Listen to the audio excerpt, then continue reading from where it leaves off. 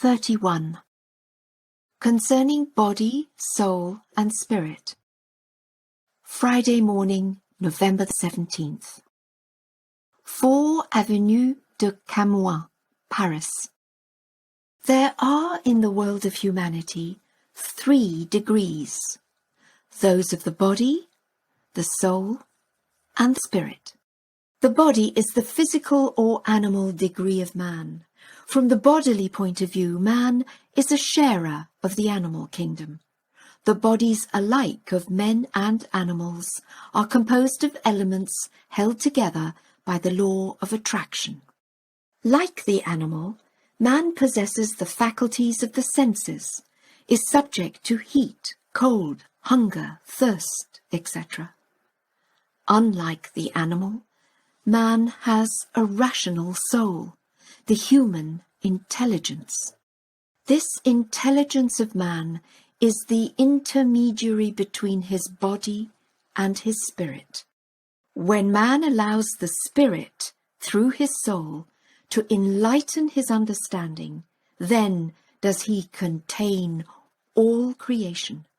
Because man, being the culmination of all that went before, and thus superior to all previous evolutions, contains all the lower world within himself. Illumined by the Spirit through the instrumentality of the soul, man's radiant intelligence makes him the crowning point of creation. But on the other hand, when man does not open his mind and heart to the blessing of the Spirit, but turns his soul towards the material side, towards the bodily part of his nature, then is he fallen from his high place, and he becomes inferior to the inhabitants of the lower animal kingdom. In this case, the man is in a sorry plight. For if the spiritual qualities of the soul, open to the breath of the divine Spirit, are never used, they become atrophied, enfeebled, and at last incapable.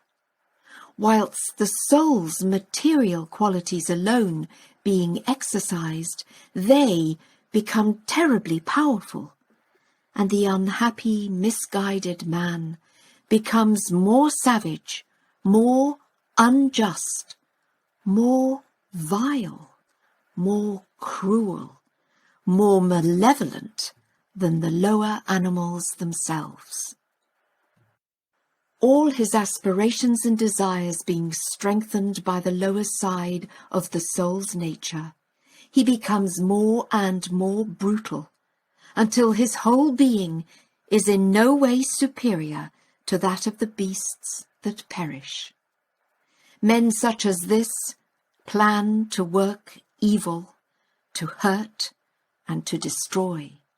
They are entirely without the spirit of divine compassion, for the celestial quality of the soul has been dominated by that of the material. If, on the contrary, the spiritual nature of the soul has been so strengthened that it holds the material side in subjection, then does the man approach the divine. His humanity becomes so glorified that the virtues of the celestial assembly are manifested in him. He radiates the mercy of God. He stimulates the spiritual progress of mankind, for he becomes a lamp to show light on their path. You perceive how the soul is the intermediary between the body and the spirit. In like manner is this tree the intermediary between the seed and the fruit. When the fruit of the tree appears and becomes ripe, then we know that the tree is perfect. If the tree bore no fruit, it would be merely a useless growth, serving no purpose. When a soul has in it the life of the Spirit, then does it bring forth good fruit and become a divine tree. I wish you to try to understand this example. I hope that the unspeakable goodness of God will so strengthen you that the celestial quality of your soul, which relates it to the Spirit, will forever dominate the material side, so entirely ruling the senses that your soul will approach the perfections of the heavenly kingdom. May your faces, being steadfastly set towards the divine light, become so luminous that all your thoughts, words, and actions will shine with the spiritual radiance dominating your souls, so that in the gatherings of the world you will show perfection in your life. Some men's lives are solely occupied with the things of this world.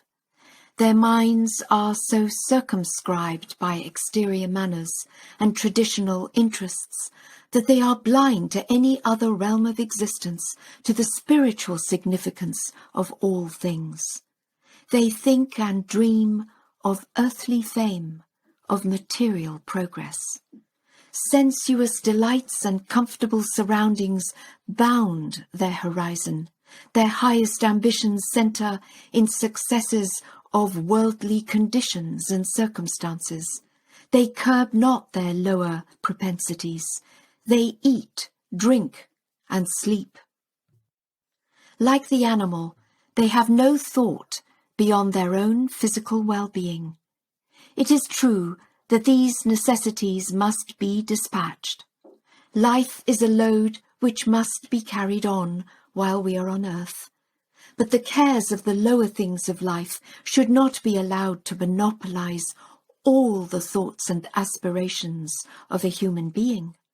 The heart's ambitions should ascend to a more glorious goal.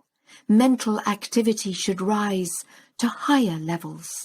Men should hold in their souls the vision of celestial perfection and there prepare a dwelling place for the inexhaustible bounty of the Divine Spirit. Let your ambition be the achievement on earth of a heavenly civilization. I ask for you the supreme blessing, that you may be so filled with the vitality of the heavenly Spirit, that you may be the cause of life to the world.